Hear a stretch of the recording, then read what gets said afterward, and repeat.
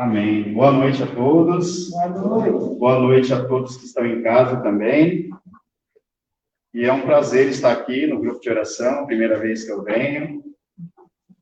E meu nome é Leandro. Eu sou ministro da palavra aqui dessa paróquia, da paróquia São José e das outras comunidades aqui, né, subsequentes à nossa. E hoje eu fui convidado para fazer uma palavra aqui para vocês. É uma palavra muito importante. É uma palavra, assim, que se a gente prestar bem atenção nela, ela é mais do que uma palavra de salvação. Ela é algo, assim, mais didático. É alguma coisa que a gente tem que ter dentro do coração e tem que saber de cor. É algo incrível. Não é diferente de nenhuma, né, das palavras do Evangelho. Mas este Evangelho de João 6, ele é um dos pilares do nosso Novo Testamento. Amém? Então, vamos colocar a nossa própria mão aqui no nosso entendimento e vamos pedir para Deus aí o entendimento. Senhor Jesus, tenha misericórdia de nós e nos abra o nosso entendimento. Porque nós acreditamos que através do conhecimento é que te amaremos cada vez mais. Por isso nós te rogamos, Senhor. Venha e fique do meu lado. Para que eu possa entender toda a tua palavra de hoje. Amém? Amém. Então vamos lá? O evangelho de hoje é João 6, né? Quem tiver com as suas Bíblias, quem tiver em casa também, corre para pegar a sua Bíblia. João 6, versículos do 27 ao 35. Ainda bem que nós voltamos, né? Agora presencialmente. Ficamos aí mais 7, 8 meses quase, né? Todos em casa. E estamos aqui agora, né? Cumprindo aí todas as instruções, né? Para que a gente use as máscaras, para que a gente fique também, né, em espaços um pouquinho mais afastados. Amém? Conseguiram achar?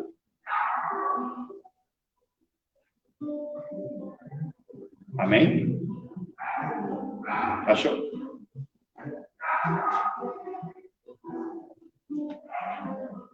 O Senhor esteja conosco. Ele está no meio de nós. Proclamação do Evangelho do nosso Senhor Jesus Cristo, segundo escreveu o evangelista João.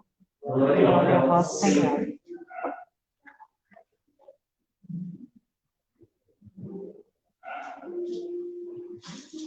Trabalhai, não pelo alimento que perece, mas pelo alimento que permanece até a vida eterna, e que o Filho do Homem vos dará. Pois a este Deus, Pai, o assinalou com seu selo. Perguntaram então, que devemos fazer para praticar as obras de Deus? E Jesus respondeu, a obra de Deus é que acrediteis naquele que ele enviou. Eles perguntaram, que sinais realizas para que possamos ver e acreditar em ti? Que obras fazes? Nossos pais comeram o maná do deserto, como está escrito, deu-lhes a comer o pão do céu. Jesus respondeu, em verdade vos digo, não foi Moisés quem vos deu o pão do céu, é meu pão do céu. Pois o pão de Deus é aquele que desce do céu e dá a vida ao mundo. Eles então pediram, Senhor, dá-nos sempre desse pão. E Jesus lhes disse, eu sou o pão da vida. Quem vem a mim não terá mais fome, e quem crê em mim nunca mais terá sede. Palavra da salvação. Glória a Deus. Então podemos nos assentar. Eu tenho quantos minutos? Alguns minutinhos, né? Então, vamos lá, gente. Eu vou falar assim um pouquinho desse texto, como que ele é colocado, né, dentro da igreja, dentro da nossa liturgia, e depois eu vou colocando nos nossos dias atuais para a gente entender bastante e sair daqui com uma mensagem bem legal no coração. Ele é um texto, assim, toda vez que a gente chega no momento, ali no tempo comum da igreja, entre 20 e a semana do tempo comum, 20 até 27, nós colocamos este evangelho, porque é o momento que a gente se referencia à multiplicação dos pães. Então, os outros 3 evangelistas, eles falam sobre a multiplicação do pão. Só que não contam com tão detalhes quanto João, nesse capítulo 6 inteiro, ele conta 3 parábolas, né? E aí se referencia como Jesus sendo o nosso alimento. Mas como que é esse alimento, né? Como entender isso? É isso que eu vim fazer aqui hoje. Como que nós sempre ouvimos dizer, né? Nós temos a Santa Eucaristia como a ápice da nossa religião. Aqui dentro da paróquia, o lugar mais importante é o sacrário. Então, tem a casa do padre, tem a sacristia, tem o altar. Tudo que está aqui dentro, o mais importante, está ali. Então, quando nós fazemos a reverência ao corpo de Cristo, em todas as missas, o mais importante, o ápice é esse, aonde erguemos o Cristo, e aquele momento é como se ele estivesse sendo crucificado novamente. É uma lembrança que ele pediu para que fizéssemos, que pegássemos o pão e o vinho, assim como o corpo e sangue, que nós fizéssemos novamente o sacrifício. Desde o começo nós pedimos perdão, né? Tem um rito onde a gente vai pedindo perdão, a gente louva, aí a gente entra nos textos da liturgia, e aí no momento principal, é aquele momento que o padre, né? Ele ergue, e ali novamente Cristo está sendo erguido na cruz. Porque nós temos esta fome, nós temos essa necessidade de erguermos os nossos olhos e olharmos para Ele que está lá na cruz. Nós temos isso, nós nascemos com isso. Então, quando a gente fala que Cristo é o pão da vida, é porque nós temos algo na nossa natureza que nós não, às vezes, damos atenção. Mas o nosso cérebro, né, a nossa parte biológica e principalmente a parte da alma que nos completa, corpo e alma e espírito, o corpo e a alma que está aqui agora, ela tem a necessidade de olhar para o Cristo na cruz. E aí, como ele pediu, pega o pão, pega o vinho. E aí vocês fazem como eu vou ensinar para vocês. E toda vez que é feito daquele jeito, mesmo que você não esteja aqui só de presença, sabe? Às vezes que você não quer vir, ou às vezes que você está sem atenção, mas naquele momento, automaticamente, é como se algo ligasse lá dentro. Lá dentro. Então, é esta fome, é esse pão que ele vem falar aqui agora. Então, toda vez que chega nesse momento da multiplicação, esse texto é o mais indicado, assim como a ciência perfeita da liturgia da igreja é esse texto que é colocado para falar sobre, né, a multiplicação dos pães. Então, assim, ó, Cristo, ele veio pelo mar, ele viu que aquela multidão estava vindo, e aí era tanta gente que ele curou alguns, ele pegou os apóstolos, aí ele subiu para um lugar mais alto, e ele pregou, e aí já estava entardecendo, já estava anoitecendo, aí, né, aquele povo todo que tinha viajado alguns quilômetros, ele teve essa iniciativa. Ele foi ativo, diferente dos outros evangelistas, que colocaram que os evangelistas disseram, né, Senhor, mas como é que nós vamos dar comida para todo esse povo? Mas, na verdade, foi Cristo olhou diferente para aquele povo. Ele contemplou, que é a verdadeira forma de se apresentar desse jeito, nesse texto. Então, ele contempla o povo com compaixão, com todo aquele amor que ele queria passar, e aí ele chama André, né? Primeiro ele fala com os outros apóstolos, fala, como é que a gente vai dar comida para todas essas pessoas? Os apóstolos disseram, não tem como, nós não temos o tanto de dinheiro necessário. E aí ele chama André, e aí André vem com um garoto, com um menino, e esse menino vem na sacola com 5 pães e 2 peixes. Esse garoto, tipo assim, como se no texto dissesse que toda aquela movimentação era algo que não seria suficiente. Era uma criança que veio com aquilo, que não era suficiente, que não ia dar para todo mundo, que era impossível repartir, dar para todo mundo. Então, essa criança aparece nos dando uma lição de que as crianças o reino do céu. Essas crianças que não entendem muito sobre partilha ou que deveriam levar, quem que ensinou essa criança a levar esses pães para ter algo para comer depois? Então, assim, todos esses momentos, essa vontade divina, ela é expressada naquele que você acha que não vai dar conta. Aí vai. Os teólogos, eles levam esse texto apenas com a questão da partilha. Então, assim, o texto que representa a partilha de Cristo em toda a sua vida, né, a sua vida pública dos 3 anos, eles colocam como esse texto o tema principal de se partilhar. Mas não é isso. Não é só isso. A gente não pode ficar só na partilha e escrever e esquecer que teve um milagre no final. Que todo mundo se alimentou. E de 12 cestos que sobrou, Jesus ainda falou, devolve para o menino. São coisinhas pequenas que no texto a gente não presta atenção. Mas todo esse conjunto pequeno, esses detalhes pequenos é que nos preenchem com esse dom que a gente vem pedir aqui. A gente pediu que o Espírito Santo nos enchesse de inteligência, a gente pediu que nos enchesse de atenção, e é essa atenção que a gente precisa colocar hoje em dia em toda essa palavra que a gente escuta. Porque nós somos multiplicadores. Quem participa da igreja tem que sair na rua e multiplicar.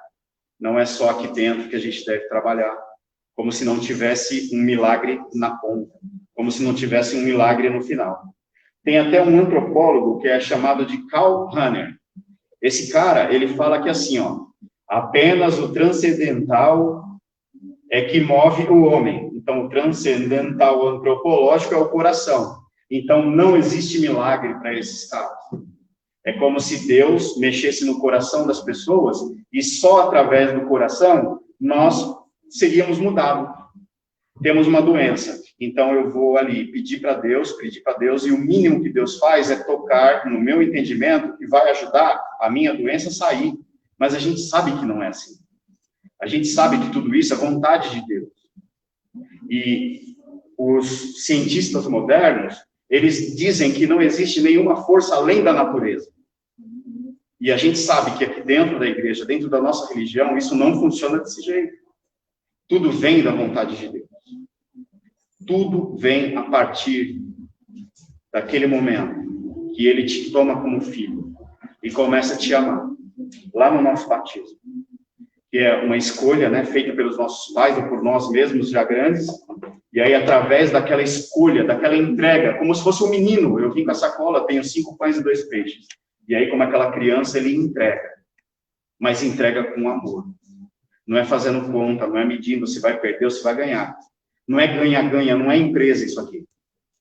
É algo com amor. A fome, o pão que ele quer dar, é a mesma coisa que amor. O pão que preenche a vida é o que preenche a nossa vontade motora de amar as outras pessoas. Vocês estão entendendo isso? Então, a ciência diz que existe apenas um mundo. Que não tem outro mundo. Só existe um mundo. E eu não sei se vocês que estão aqui presentes, se vocês estão em casa, eu acho que vocês já entenderam que aqui não é a nossa casa. E que existe um outro mundo, onde Cristo foi a porta. A partir do momento que Cristo se entregou na cruz, ali abriu-se uma porta de um outro mundo. Existe um outro lugar que é onde mora o Pai, que está lá no céu. Isso se repete quase 1000 vezes na Bíblia. Então a gente fica procurando, né? Os cientistas ficam procurando ET, né? Ah, nave espacial em Minas. Ah, que não sei o que nos Estados Unidos baixou lá no deserto de Nevada, não é? Nós somos os extraterrestres. Nós não somos daqui. Nós temos que viver a nossa vida, aprender a amar como esse menino que estava com os pãezinhos, os peixinhos ali para dar para uma multidão de 5.000 pessoas, se entregou a Cristo. E aí a gente tem que entender que depois de viver essa vida, a gente vai morrer como ordem natural da vida e nós vamos voltar para casa, outro mundo, outro lugar. Vocês entendem isso? Mais ou menos, né? Porque isso a gente tem que saber de cor. Isso nós temos que estar, sabe, bem colocado ali dentro do coração. Houve uma referência sobre a multiplicação dos pães de Eliseu. Só que no texto de Eliseu, que é do Antigo Testamento, se fala que ali era pão cevado. E nesse texto aqui não se fala do pão cevado, mas fala do pão de amor. Jesus não dava para ser comparado com Eliseu, porque ele não era profeta. Jesus era mais do que um profeta. E aí o povo, quando comeu e bebeu e ficou saciado, o povo naquele momento queria transformar ele em rei. O que Jesus fez? Jesus subiu no monte. Jesus deixou a multidão. Porque ele estava entendendo que naquele momento que o povo estava erguendo ele para ser rei, o povo não estava entendendo o que era para fazer. Então ele subiu ao monte, pediu para os apóstolos para eles atravessarem o mar de Tiberíades, sozinhos. E aí, pelas 3 horas da manhã, Jesus foi andando pelo mar e encontrou eles em grande turbulência. Então está aí mais uma mensagem. É só Ele na nossa vida. É só Jesus para tirar a gente da turbulência desse mar. O vento está forte, está escuro, está uma névoa. Eu até achei que ele era um fantasma. Como Pedro gritou, se é você mesmo, Senhor, vem aqui perto. Mas era Jesus. É Ele que nos cura, que nos tira de todos esses males. No livro de Bento XVI, ele fala sobre Jesus, e aí faz essa referência sobre, né, a multiplicação, e a referência também sobre aquele momento que o demônio fala para Jesus: se tu és Jesus, transforma essa pedra em pão. Vocês lembram disso? Então, gente, é assim, ó. Quem pede o pão não recebe. Não esqueçam disso. Quem pede pão não recebe. Quem pede Jesus recebe o pão e recebe ainda mais. Recebe o pão, alimento físico, e recebe o pão, alimento da alma. Porque, como eu falei no começo, nós temos sede. Nós temos uma sede que é incontrolável, a gente não controla. Mas quando ela é saciada com o Cristo Eucarístico em cima da mesa, nós ligamos algo dentro de nós que nós não entendemos. É Ele que nos alimenta e nos salva. São inúmeros os santos que, a partir do momento da vida, pararam de comer alimentos sólidos e começaram apenas a viver de Eucaristia. Inúmeros. Tem santos que viveram até 70 anos, 80 anos, quase, sem comer arroz, feijão, sem comer nada do que nós conhecemos. Apenas a Eucaristia no momento, um momento do dia. Na missa da manhã ou na missa da tarde. Eles viveram anos só com isso. E não é um só, não. Se eu não me engano, são mais de 30 santos que fizeram isso, você escolheu na sua vida. Vai entender. É possível entender. Desde que nós abramos os nossos corações para entender que Cristo, Ele é o alimento completo para o corpo e para a alma. Devemos renunciar o mundo em favor de Deus, que Ele nos dará a recompensa da nossa entrega. A entrega que a gente faz não é nenhuma derrota, porém é o início de uma glória que vamos viver lá no céu, que não é aqui. Então a gente tem aí 3 coisinhas para a gente não esquecer disso aqui. O menino, a porta e a fome é a coluna central desse texto. O menino com a esperança e com o amor. A porta que Cristo abriu para o outro mundo. E a fome que está dentro do nosso coração. Amém? Então foi um prazer estar aqui. A gente tem algum minutinho ainda para uma oração. Então vamos nos levantar agora. Você que está em casa também. Coloque sua mão no seu coração. E vamos pedir para Deus, Senhor, me faça como este menino que ali carregou 5 pães e 2 peixes. E com total entrega, deu nas tuas mãos com a esperança de que tu, Senhor, sabes o que vai fazer na minha vida. Eu estou passando por essa coisa ruim, por essa doença. Eu estou cansado hoje, eu trabalhei e não consegui fazer nada. E aí eu voltei para casa desesperançado. Saiba entregar. Entrega na mão de Deus que tudo vai se entrar no lugar. A cruz tem a eficiência, a eficácia de salvar, de saciar a fome das multidões. Os santos que a gente conhece, todos eles viveram isso.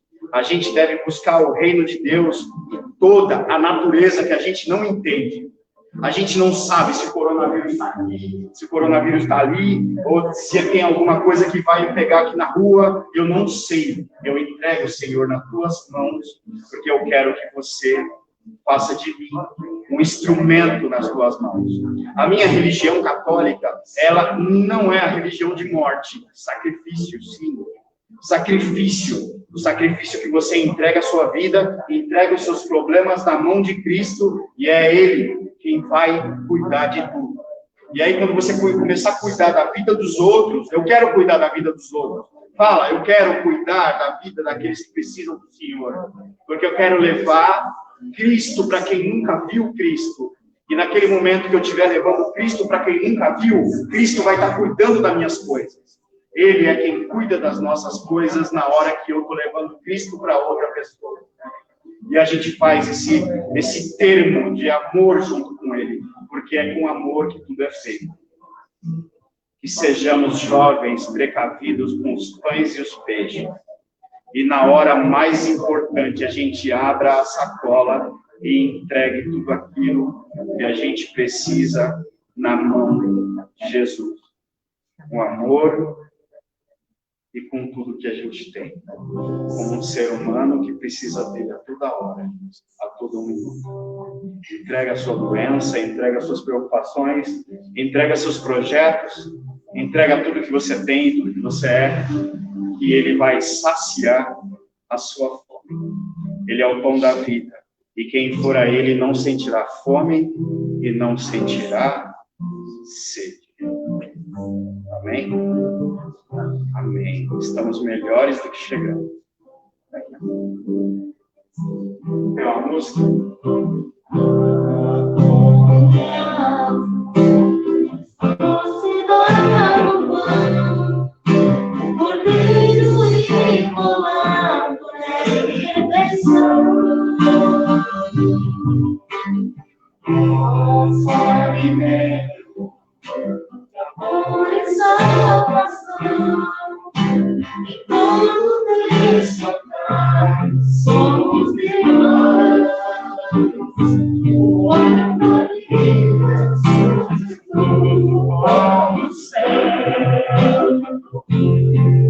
O caminho, a verdade e a amor, nosso Deus, nosso Redentor. Com a vida, Jesus, ao céu. O caminho, a verdade e a amor, nosso Deus, nosso Redentor.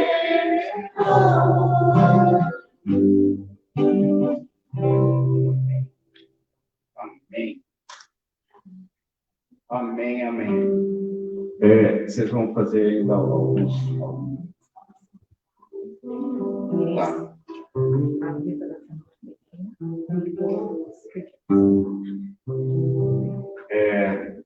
Como eu disse agora há pouco, eu acredito que quando a gente, né, chegou até aqui, até vocês que estão em casa também, hoje deve ter alguma coisa que não foi do agrado, né? Porque outro dia eu estava pensando, né? Eu estava ali no sacrário, estava pensando essa semana. E aí, né, o quanto mudou a nossa vida desde o dia 31 de dezembro. Vocês lembram o que vocês pediram? O que vocês pediram dia 31, meia-noite? Ah, eu quero um carro novo, eu quero trocar de casa, eu quero uma calça nova, eu quero, né? Sempre eu quero, eu agradeço, agradeceu também, dia 31, vai dar meia-noite, falta 2, falta 1. O que é que aconteceu que vocês pediram? O que aconteceu? Nada aconteceu. Se você pediu alguma coisa relacionada a um carro, trocar alguma coisa em casa, talvez até de necessidade, desde que o trabalho seja honesto, né, o dinheiro que vier é necessário.